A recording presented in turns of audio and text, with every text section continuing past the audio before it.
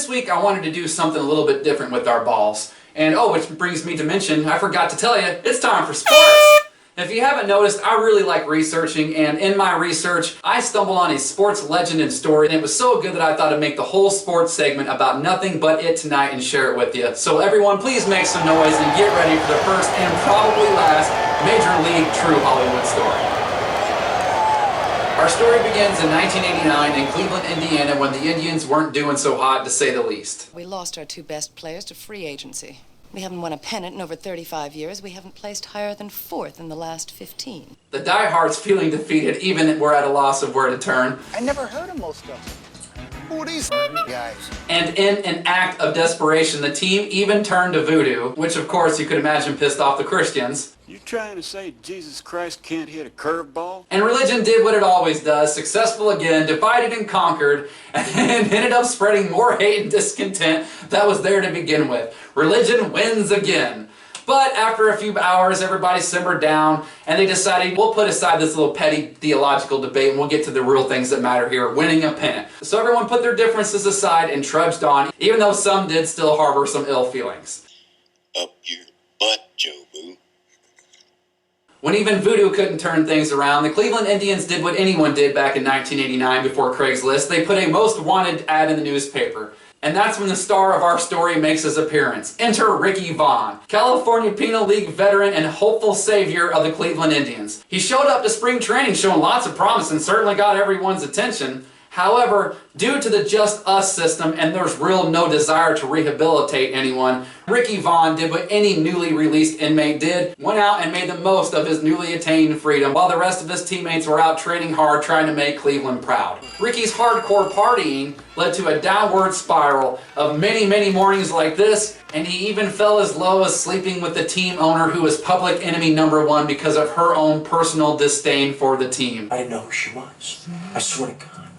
Yeah, sure you don't know who your boss is, Ricky. Or maybe you don't know how to put the bottle down, wild thing, which is the nickname he accrued from his teammates after they learned of his sexual episode of betrayal. See, they hate her.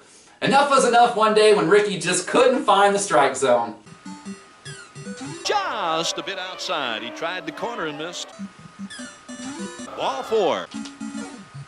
Ball 8.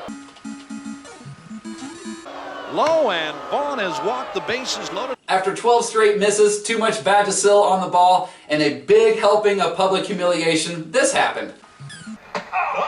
Which then led to a heated debate with the umpire that Lil Jon himself couldn't keep out of.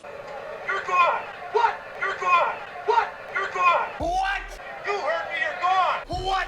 You're gone! What? You're gone! What? You heard me, you're gone! What? You heard me, you're gone! It was an accident! You threw him intentionally! Get out of here, rookie! Hey, what are you blowing me? Help me! After the ejection, Ricky Vaughn storms off to the locker room and into the manager's office, where he throws a temper tantrum that would make any 2-year-old in Kanye West proud. I'm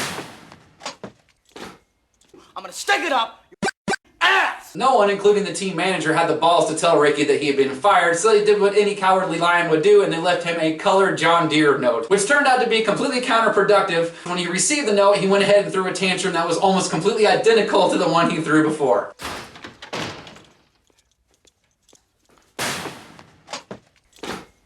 I'm gonna stick it up your ass! The story does, however, have a happy ending. The Cleveland Indians replaced Ricky Vaughn with aging pitcher Richard Harris, who doesn't have the young arm like Vaughn, but certainly knows how to get the job done. You put snot on the ball?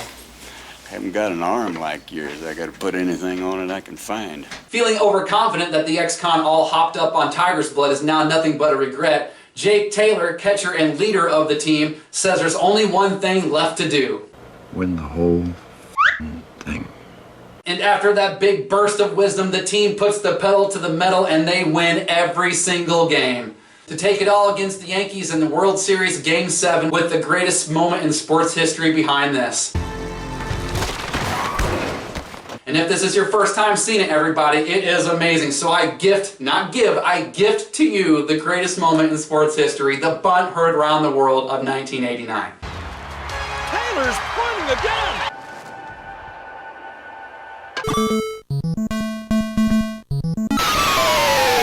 The bunt turned home run clears the bases and the Indians beat the Yankees 101-100. The crowd goes absolutely batshit wild. But what's this? Our sore loser and star of the story, Ricky Vaughn, decides now among all the chaos would be a good time to emerge from the shadows and sneak onto the field wearing a disguise, aka glasses. He nonchalantly strolls up to the celebrating team, thinking somehow he would take credit for the victory. The disguise, not a good one, doesn't fool shortstop Roger Dorn, who quickly finds the unwelcomed and uninvited Ricky Vaughn and reminds him why he is nicknamed the Dentist.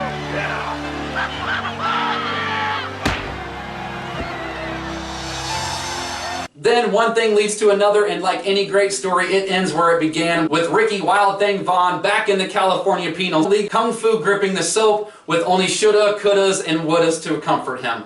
Well, that nasty Nate. I'm gonna want some cocktail.